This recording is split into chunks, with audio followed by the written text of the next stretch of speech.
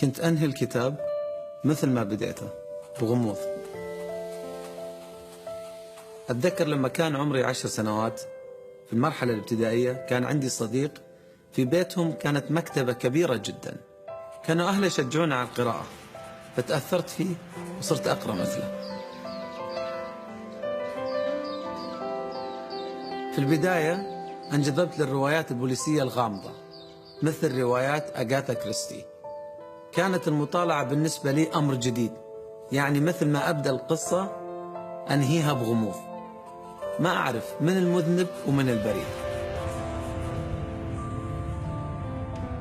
في ذاك الوقت كنت أقرأ الكتب باللغة العربية أو مترجمة للعربي، وكنت أحب الكتب اللي تتضمن صور كثيرة مثل البرتقالة الآلية لأنتوني بيرغز، وكنت أقرأ الكتاب كثر مثل جاك روسو وأرنست هيمنغواي وغيرهم من الكتاب. هناك 3 صفات لا بد من توفرها في القائد الإداري الناجح. الأولى صفة عقلية خالصة، والثانية صفة نفسية خالصة، والثالثة مزيج من العقل والنفس.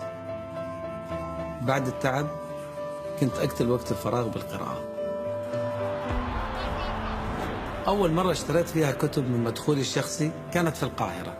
أخذني صديقي إلى مكتبة كبيرة اشتريت منها روايات وكتب سياسية، مع أني ما كنت مهتم في السياسة، ولكن حبيت أعرف رأي الكتاب وأفكارهم عن حرب الخليج. بعد ما احترفت كرة القدم صرت أقرأ كثير في أوقات الفراغ في معسكرات التدريب، وتوجهت إلى قراءة الكتب اللي تثقفني أكثر رياضيا، وهالكتب تساعدني على تطوير المهارات اللي أمتلكها، وأعطتني الكثير من الراحة اللي كنت أحتاجها بعد التدريب. لم يكن العمل عملي الشخصي ليشرك فيه من أحب وأحجب عنه من أكره.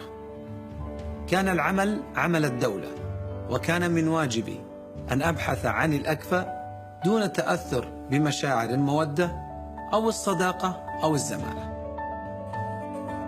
ناقشني واجعلني أقرأ الكتاب مرة ثانية. متعة القراءة بالنسبة لي ما تكتمل إلا لما أناقش الكتاب اللي قريته مع شخص آخر قرأ نفس الكتاب، وهالشيء يعطيك إحساس كأنك تقرأ الكتاب من جديد، ولأنك بتصير تعيد التفكير فيه. اليوم تستهوين الكتب اللي تتكلم عن الإدارة وتطوير المهارات، وهذه الكتب تساعد كل إنسان على النجاح. مثلا في كتاب حياة في الإدارة للدكتور غازي القصيبي رحمة الله عليه في جملة تستهويني كثير، وهي تقول: مع كل قرار تأديبي يولد عدو جديد. هذه الجملة غيرتني وعلمتني كيف اتخذ القرارات المناسبة. هل هي مسألة سهلة أن تمشي على قدميك وقد بترت أقدام، وأن تعتمد على ساقيك وقد قطعت سوق؟ أحقير أن تنام ملء عينيك وقد أطار الألم نوم الكثير؟ أول كلمة نزلت في القرآن الكريم هي كلمة اقرأ. اقرأ باسم ربك الذي خلق. وأنا أقرأ.